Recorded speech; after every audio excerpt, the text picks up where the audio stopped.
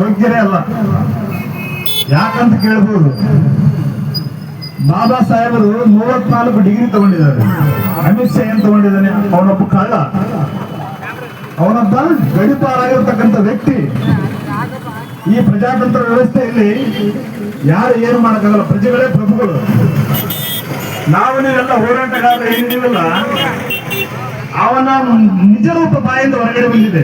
ಅವನ ಮನಸ್ಥಿತಿ ನಿಜ ರೂಪ ಬಾಯಿಂದ ಹೊರಗಡೆ ಬಂದಿದೆ. ಅವನಿಗೆ ಗೊತ್ತಿಲ್ಲ ನಾನು ಇಲ್ಲಿ ಮಾತಾಡ್ತೀನಿ ಅನ್ನೋ ಒಂದು ಮನಸ್ಥಿತಿ ಅವನಿಗೆ ಗೊತ್ತಿಲ್ಲ. ಆದ್ರೆ ಈ ದೇಶದಲ್ಲಿ ಬಾಬಾ ಸಾಹೇಬರ ಬಗ್ಗೆ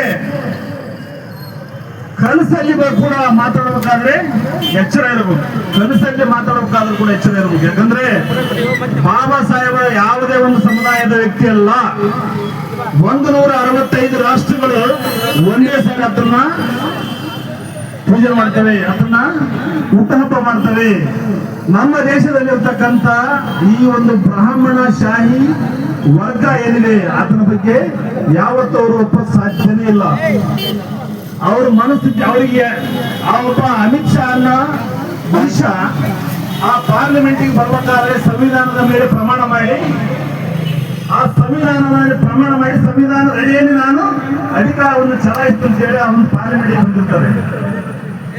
ಅಂತ ವ್ಯಕ್ತಿ ಪಾರ್ಲಿಮೆಂಟ್ ಅಲ್ಲಿ ಅಂಬೇಡ್ಕರ್ ಅಂಬೇಡ್ಕರ್ ಅಂಬೇಡ್ಕರ್ ಅನ್ನೋದೊಂದು ಫ್ಯಾಷನ್ ಆಗಿದೆ ಅನ್ನೋದಕ್ಕೆ ವ್ಯಂಗ್ಯವಾಗಿ ಮಾತಾಡ್ತಾರೆ.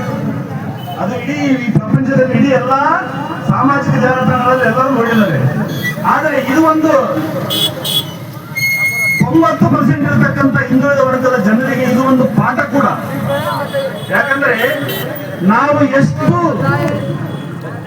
ಪ್ರಬುದ್ಧರಾದ್ರೂ ಕೂಡ ಅವರು ಆಡುವ ಮಾತುಗಳು ಸಂವಿಧಾನವನ್ನ ಸಂವಿಧಾನದ ಮೇಲೆ ದಾಳಿ ಮಾಡುವ ಮಾತುಗಳಾಗಿವೆ. ನಾವೆಲ್ಲರೂ ಕೂಡ ಈ ವಿಚಾರವನ್ನು ನಾವು ಮನಗಾಣಬೇಕು. ಸಂವಿಧಾನದ ಮೇಲೆ ದಾಳಿ ಮಾಡೋದಲ್ಲ, ಸಂವಿಧಾನದಲ್ಲಿರ್ತಕ್ಕಂಥ